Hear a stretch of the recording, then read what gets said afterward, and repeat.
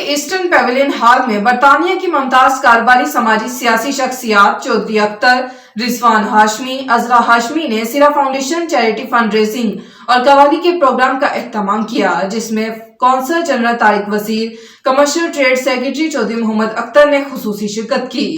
مزید احوال جان لیتے ہیں عارف چودھری کی اس رپورٹ سے۔ دنیا بھر میں بسنے والی پاکستانی کمیونٹی مادر وطن میں فلاحی کاموں کے لیے مالی معاونت کے لیے بڑھ چڑھ کر سرگرم کردار ادا کرتی ہے۔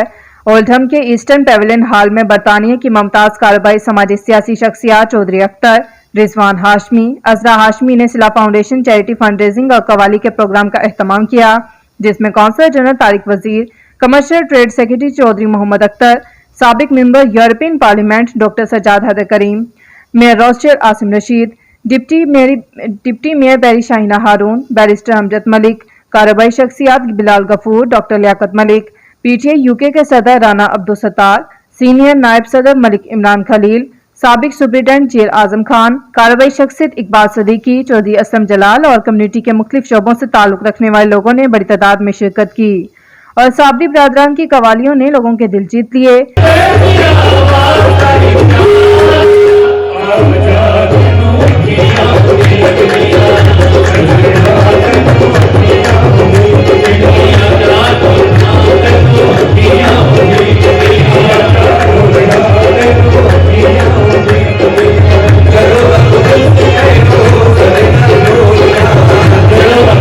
پروگرام کا باقاعدہ آغاز قاری جاوید اختر کی تلاوت قرآن پاک سے ہوا۔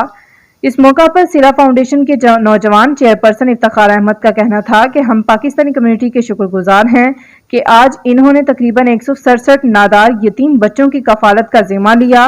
ہم انشاءاللہ اس کام کو اور بڑھائیں گے۔ ٹرسٹی سبحان صدیقی اور نمائندہ محمد خرم صابر قریشی نے کہا کہ سیلا فاؤنڈیشن نے یتیم بے سہارا لوگوں کی تعلیم اور مدد کا بیڑا اٹھایا ہوا ہے۔ ہم اوورسیز پاکستانیوں کی مدد سے اس کام کو اور بڑھائیں گے۔ آج نارتھ ویسٹ کے لوگوں نے فاؤنڈیشن کی بہت مدد کی۔ قونصل جنرل پاکستان طارق وزیر نے کہا کہ پاکستانی دنیا میں کہیں بھی ہوں، فلاحی کاموں میں ہمیشہ سب سے آگے ہوتے ہیں، جیسے آج بھی کمیونٹی نے سلا فاؤنڈیشن کی بھرپور مالی مدد کی۔ پاکستانی کمیونٹی ماشاءاللہ جو مشہور ہے چیریٹی کی وجہ سے، فلانتھرپی کی وجہ سے، سلا فاؤنڈیشن کے لیے یہاں پہ ہمارے چودھری اختر ملوانہ صاحب اور رضوان ہاشمی صاحب ان لوگوں نے ایک فنکشن کیا ہے، بہت بڑھ چڑھ کے لوگوں نے اس میں حصہ لیا کہ ہم لوگ اوورسیز پاکستانیوں کی مدد سے یتیم اور بے سہارا بچوں کی مدد کر سکیں، اور بہت ساری فیملیز، بہت سارے خاندانوں کو جو ہے نا وہ ان کی کفالت کا ذمہ جو ہے وہ سلا فاؤنڈیشن نے اٹھا رکھا ہے، اور ہماری کوشش ہے کہ ہم اوورسیز پاکستانیوں کی سپورٹ سے پاکستان کے اندر زیادہ سے زیادہ فیملیز تک جو ہے وہ راشن پہنچائیں اور زیادہ سے زیادہ آرفنز بچوں کو ایجوکیشن جو ہے وہ دے سکیں۔ Commercial trade secretary Chaudhry Muhammad Akhtar کا کہنا تھا کہ برطانیہ کی پاکستانی کمیونٹی نے آج پاکستان میں رہنے والے غربا اور یتیم بچوں کی مالی مدد کر کے ایک مثال قائم کی۔ سابق member European parliament doctor Sajjad Haider Karim نے کہا کہ سلا فاؤنڈیشن پاکستان میں بہت اچھا کام کر رہی ہے، برطانیہ کی کمیونٹی کو ان کا بھرپور ساتھ دینا چاہیے۔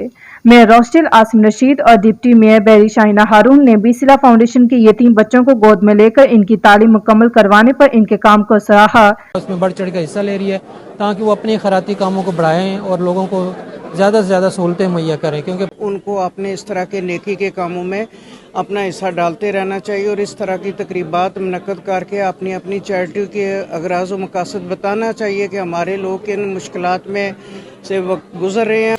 To support the foundation's fundraising activities. They are doing a lot of good work both here in the UK and indeed in Pakistan in Lahore.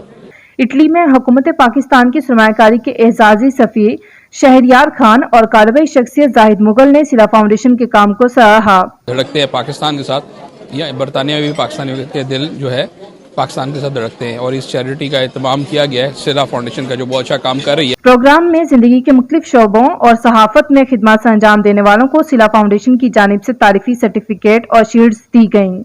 برطانیہ کے مشہور T V host Kamran Pirzada نے نظامت کے فرائض بہت احسن طریقے سے ادا کیے۔ پاکستان میں یتیم نادار بچوں کی کفالت اور تعلیم میں پیش سیلا فاؤنڈیشن کی جانب سے مالی امداد جمع کرنا خوش آئند ہے، جس پر برطانیہ بھر کی کمیونٹی کو فخر ہے۔ ناظرین، آپ کو لمحہ با لمحہ باخبر رکھنے کے لیے کوشاں ہیں۔ مزید اپڈیٹس کے لیے دیکھتے رہیے انڈر گراؤنڈ نیوز۔